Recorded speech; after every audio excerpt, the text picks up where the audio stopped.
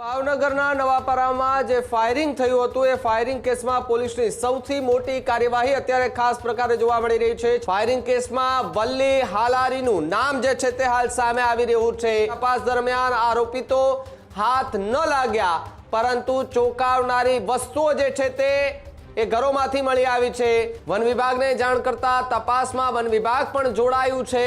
Pocket monkey માટે permission પ્રક્રિયા ચાલુ હોવાની માહિતી પોલીસે ઉબેદ શેખ અને ઇમદાદ શેખની અટકાયત કરીને પૂછપરછ શરૂ કરી છે। ફરિયાદી દ્વારા જે ફરિયાદ દાખલ કરવામાં આવેલા જેના 6 આરોપીઓને પોલીસ દ્વારા અટક કરવામાં આવેલા। અહીંયા 2 આરોપી વલી અને હબીબ હોવાની શક્યતા ને અનુસંધાને આરોપીઓ મળ્યા નથી, પરંતુ અહીંયા 50 જેટલા જીવતા કારતીસ, 6 જેટલી છરીઓ, કોડિયાક જે છે તેના હરણના જે 4 સિંગ તથા પોકેટ મંકી અને પ્રોહિબિશનની એક ઇંગ્લિશની બોટલ અત્રે મળેલી છે।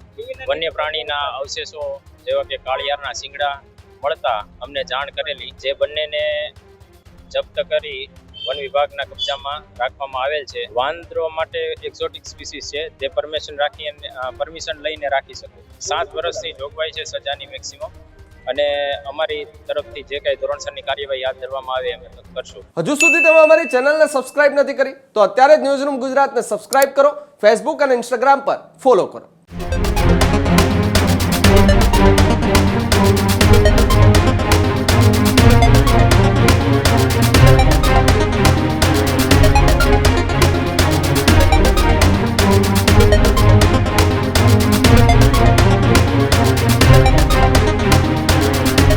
ભાવનગરના નવાપરામાં જે ફાયરિંગ થયું હતું એ ફાયરિંગ કેસમાં પોલીસની સૌથી મોટી કાર્યવાહી અત્યારે ખાસ પ્રકારે જોવા મળી રહી છે। છટકી ગયેલા આરોપીની શોધખોળ ભાવનગર પોલીસે તેજ કરી છે। ઇન્ડિયા હાઉસમાં પોલીસનો સર્ચ ઓપરેશન જોવા મળ્યું। એસપી, ડીવાયએસપી, એલસીબી, એસઓજીનો કાફલો જે છે તે પહોંચ્યો છે।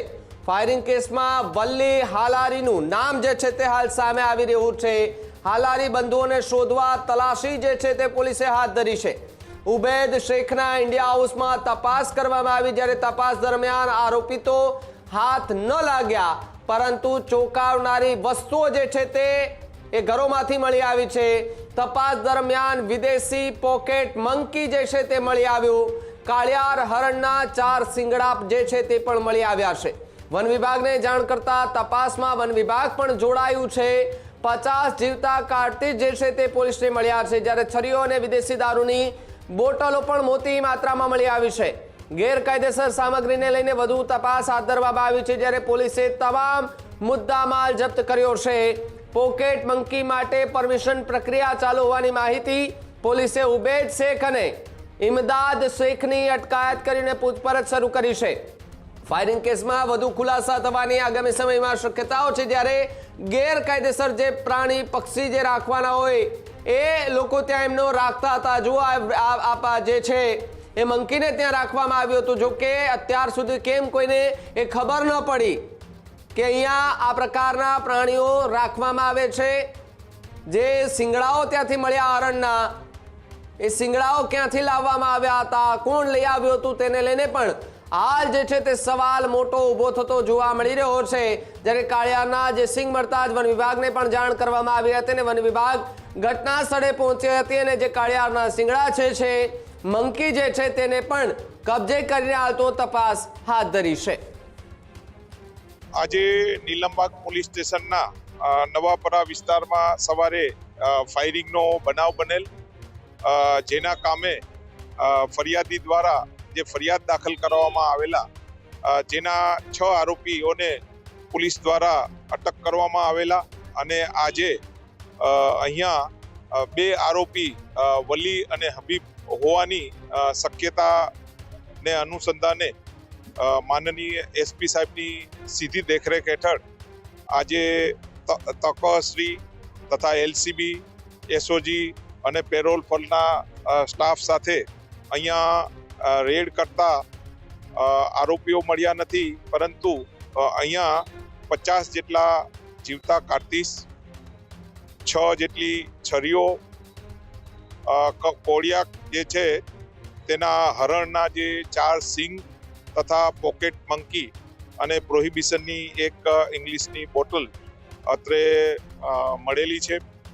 આ કામે પંચનામું કરી આ કામના જે આરોપીઓ જે છે તેને પોલીસ દ્વારા હસ્તગત કરેલા છે અને આગળની કાર્યવાહી જે છે એ જુદી જુદી એજન્સી દ્વારા કરવામાં આવનાર છે.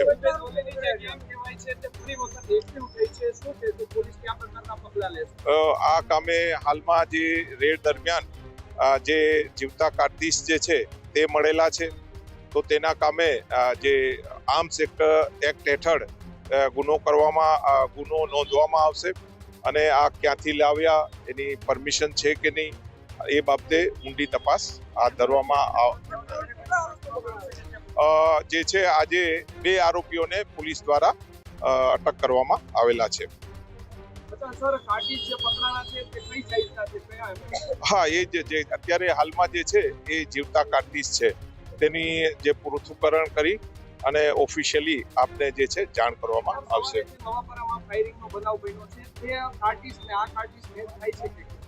ના, એના જે ગ્રુવ્સ છે એ અલગ છે અને આ જે ગ્રુવ્સ બી અલગ છે. બિલકુલ, આ જે છે જુદી જુદી જગ્યાએ માનનીય એસપી સાહેબની સીધી દેખરેખ હેઠળ જુદી જુદી જગ્યાએ કોમ્બિંગની કાર્યવાહી હાલમાં બી ચાલુ છે અને આ કામે જે 2 નાસ્તા ફરતા આરોપી જે છે એને વહેલી તકે પોલીસ દ્વારા અટક કરવામાં આવશે. બિલકુલ, જુદી જુદી જગ્યાએ જે છે પોલીસ દ્વારા કોમ્બિંગ કરવામાં હાલમાં ચાલુ છે અને જો આવા હથિયાર ગેરકાયદેસર હથિયાર મળી આવશે તો પોલીસ દ્વારા ગુનો નોંધવામાં આવશે.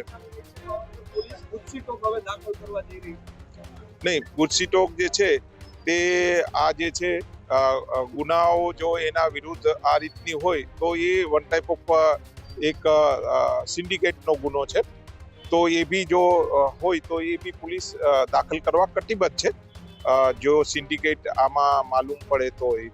સૌપ્રથમ તો પોલીસ સ્ટાફ દ્વારા જે સર્ચ ઓપરેશન કરવામાં આવ્યું હતું એમાં વન્ય પ્રાણીના અવશેષો જેવા કે કાળિયારના શિંગડા મળતા અમને જાણ કરેલી, જેથી વન વિભાગ સ્ટાફ દ્વારા સર્ચ કરતા કાળિયારના શિંગડા નંગ 4 અને એક એક્ઝોટિક સ્પીસીસ જે માર્મોસિસ વાંદરું કહેવામાં આવે છે એ પણ મળી આવી છે. જે બંનેને જપ્ત કરી વન વિભાગના કબજામાં રાખવામાં આવેલ છે અને હાલ ધોરણસરની કાર્યવાહી હાથ ધરવામાં. વાંદરામાં કેટલા સજાની જોગવાઈ છે? વાંદરો માટે એક્ઝોટિક સ્પીસીસ છે, તે પરમિશન લઈને રાખી શકે છે. એમની પાસે પરમિશન હતી કે કેમ? અત્યારે હાલ એમની પરમિશન પ્રોસેસમાં છે એવું જણાવ્યું છે. એમની પાસે પરમિશન કોઈ હતી. મળી આવ્યા છે. જો ફોરેનમાંથી આ પ્રકારે પ્રતિબંધિત વસ્તુઓ જેમ કે વન્ય પ્રાણી લાવવામાં આવતું હોય તો એની માટે કોઈ નિયમ હોય છે? હા, નિયમ હોય છે, એની પરમિશન લેવાની જરૂરી છે અને શિંગડા તે રાખી શકતા નથી. આ પ્રકારનો ગુનો દાખલ થયો છે, કેટલા વર્ષની જોગવાઈ હોય છે અને કેવા પ્રકારની કાર્યવાહી થતી હોય છે? 7 વર્ષની જોગવાઈ છે સજાની મેક્સિમમ, અને અમારી તરફથી જે કઈ ધોરણસરની કાર્યવાહી હાથ ધરવામાં આવે અમે કરશું. આ પ્રકારના વન્ય પ્રાણી અગાઉ ક્યારે પકડાયા છે કે કેમ ભાવનગરમાં? ના. ત્યારે જ ન્યૂઝરૂમ ગુજરાતની યુટ્યુબ ચેનલને સબસ્ક્રાઇબ કરો અને ઇન્સ્ટાગ્રામ અને ફેસબુક પર ફોલો કરો. અપડેટ રહો, સત્યની સાથે રહો.